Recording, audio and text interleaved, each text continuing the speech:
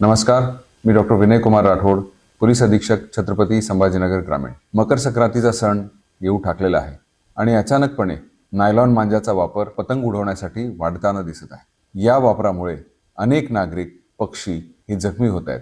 काही ठिकाणी तर दुर्दैवाने प्राणघातक घटना सुद्धा घडलेली आहे आणि त्या अनुषंगाने छत्रपती संभाजीनगर ग्रामीण पोलिसांनी नायलॉन मांजा विक्रेत्यांवर त्याचबरोबर वापरावर अतिशय कडक कारवाई करायला सुरू केलेली आहे। ज्या ज्या ठिकाणी जे दुकानं असे मांजा वापरताना आढळले आहेत त्यांच्यावर गुन्हे दाखल करण्याची प्रक्रिया सुरू केलेली आहे। यामध्ये आम्ही त्यांच्यावर BNSS कायद्यान्वये गुन्हा दाखल करून त्यांच्यावर कठोर कारवाई करीत आहोत। यामध्ये आपल्याला हे लक्षात घेणं आवश्यक आहे की नायलॉन मांजा विकत घेणे, विकणे आणि वापर करणे या तिन्ही गोष्टी या अपराधाच्या कक्षेमध्ये येतात।